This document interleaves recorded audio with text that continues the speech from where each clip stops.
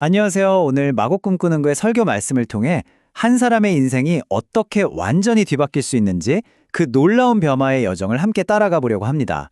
바로 그 모세에서 이 모세로의 이야기입니다. 자, 시작하기에 앞서서 질문을 하나 드려볼게요. 여러분에게 인생의 최고봉은 무엇인가요?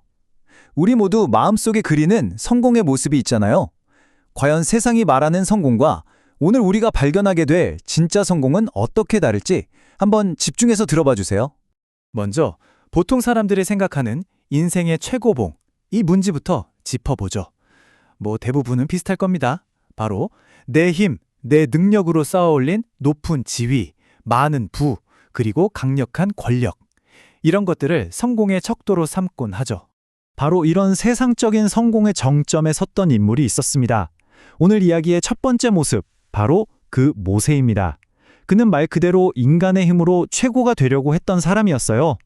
여기 이 표를 보면요. 그 모세와 이 모세의 차이가 정말 극명하게 드러납니다. 먼저 왼쪽을 한번 보세요. 40세의 이집트 왕자.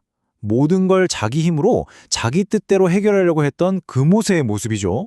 아니, 이 스펙을 좀 보세요. 나이는 40세, 한창일 때죠. 지위는 이집트의 왕자, 교력은 최고 엘리트 코스를 밟았고 어쩌면 다음 파라오가 될 수도 있었어요. 심지어 동기마저도 선했죠. 내 힘으로 내 민족을 구원하겠다. 정말 완벽해 보이지 않나요? 그런데요, 그 완벽한 스펙과 그럴듯한 동기가 가져온 결과는 과연 무엇이었을까요? 그의 힘에 의존한 행동은 결국 분뇨의 살인으로 이어졌고 믿었던 동족에게는 거부당했으며 결국 살인자라는 낙인이 찍힌 채 광야로 도망치는 신세가 되고 맙니다. 누가 너를 우리의 재판장으로 세웠느냐? 이 한마디가 모든 걸 말해주죠. 아무리 선한 의도를 가졌더라도 인간의 힘이 정점에 달했을 때 그 끝은 결국 처참한 실패였다는 겁니다. 하지만 이 완전한 실패가 이야기의 끝은 아니었습니다.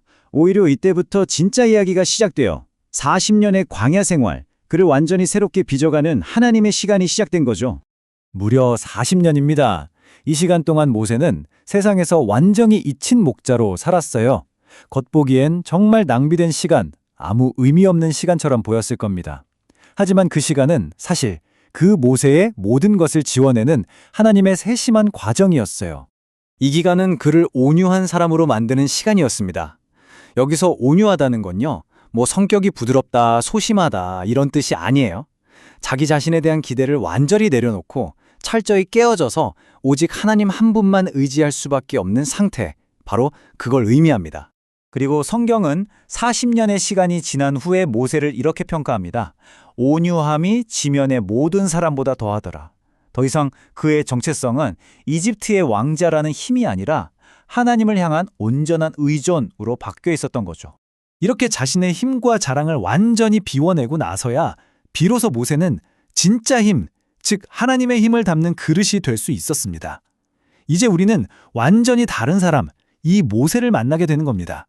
하나님의 부르심은요, 모세가 가장 잘 나가던 40세 왕자 시절이 아니라 가장 초라하고 보잘것없어진 80세 목자 시절에 찾아왔습니다. 바로 저 쓸모없는 가시떨기 나무에 붙은, 그런데 결코 꺼지지 않는 신비한 불꽃을 통해서였죠. 한번 생각해 보세요. 땔감으로도 쓸 수 없는 저 가시떨기 나무. 이게 바로 80세에 늙고 지친 모세 자신의 모습 아니었을까요? 더 나아가 어쩌면 이건 우리의 연약함, 우리의 한계를 보여주는 그림일지도 모릅니다. 그런데 정말 놀라운 건 그 불이 나무를 태워서 타는 게 아니었다는 거예요.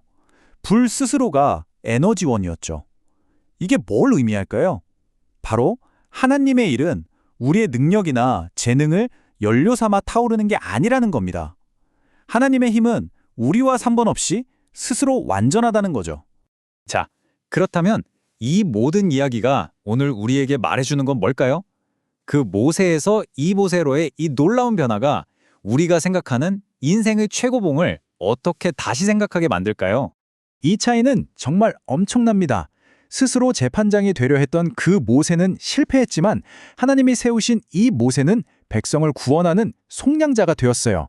분노의 칼을 휘두르던 손은 하나님의 능력을 행하는 지팡이를 든 손으로 편했고 실패와 도망으로 끝났던 길은 기적과 구원의 길이 되었습니다. 결국 우리가 도달해야 할 진짜 인생의 최고봉은 바로 이런 게 아닐까요? 내 힘으로 내 인생이라는 멋진 건물을 지으려는 건축가가 되는 게 아니라 하나님의 위대한 일이 담길 수 있는 깨끗한 그릇이 되는 것. 바로 그것입니다. 이제 마지막으로 여러분 자신에게 이 질문을 던져보셨으면 좋겠습니다. 지금 당신의 삶은 당신 자신의 힘과 열정을 태워 소진되고 있습니까? 아니면 내 것이 아닌 그 놀라운 불꽃에 의해 밝게 빛나고 있습니까?